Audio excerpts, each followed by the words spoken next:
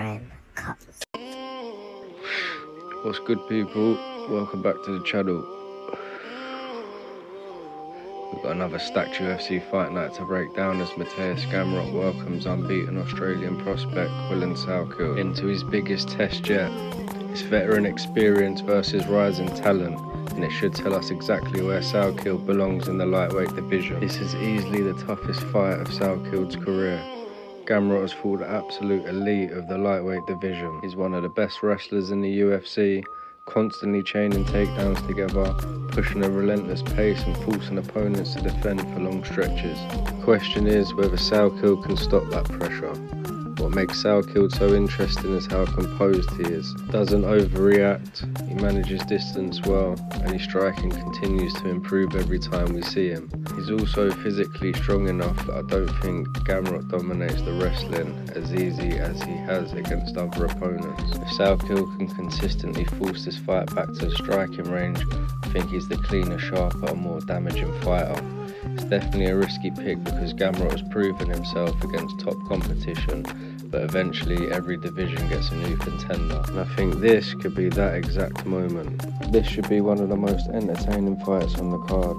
Quarantillo always brings pressure and volume. He's happy to fight at an exhausting pace and drag opponents into chaotic exchanges. Ferreira, despite being the older fighter, remains incredibly dangerous.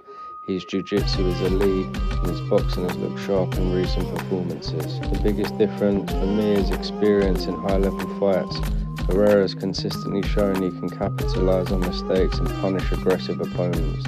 If Billy overextends even slightly, Ferreira has the grappling to make him pay. And also the power.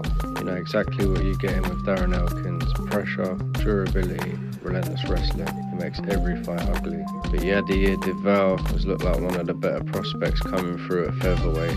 He's explosive, athletic, and carries genuine finishing ability. The biggest challenge is surviving the Elkins grind early. I think the younger fighter stuffs the takedowns, lands the cleaner shots, and either finishes with ground and pound or submission early in the fight. This is experience against momentum. Lemos has fought almost everyone near the top of the strawweight division and possesses legitimate knockout power.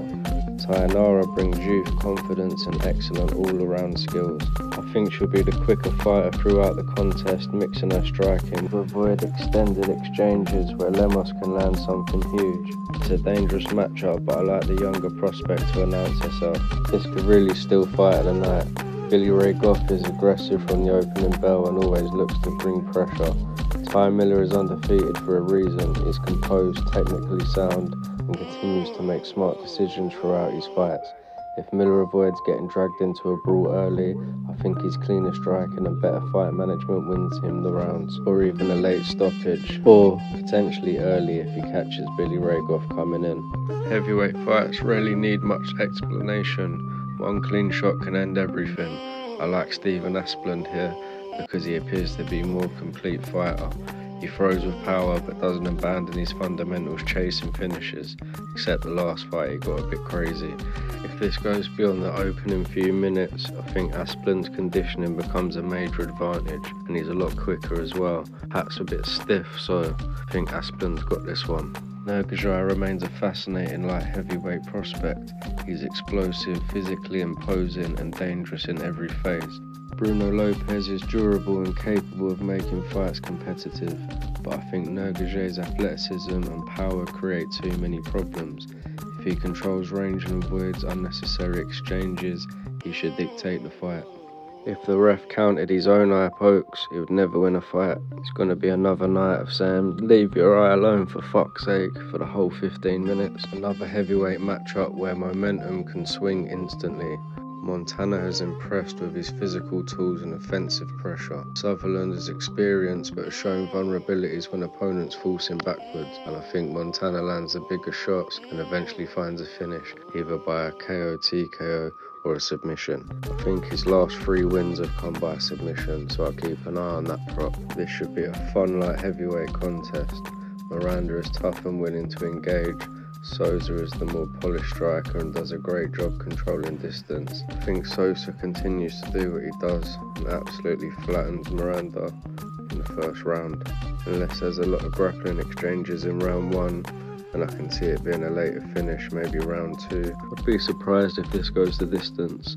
This is a really interesting clash between experience and youth. Rosas has plenty of upside, but Miles Jones has fought better competition and understands how to win close fights. His wrestling and physicality should allow him to control large portions of this contest, probably get a decision win. Kicking off the night, we have Juliana Miller looking to rebuild some momentum. Oliveira is athletic and dangerous early, but Miller's grappling remains her biggest strength. If she gets this fight to the mat consistently, I think she can take over. I'm expecting a gritty performance to start the event and a submission by Miller, possibly ground and pound. Overall, I think this is a much better card than people are giving it credit for. There are plenty of prospects looking to make statements, several veterans trying to hold their place on the roster, and a main event that could reshape the lightweight rankings if Quillan Salkilld pulls off the biggest win in his career. Let me know your predictions in the comments below.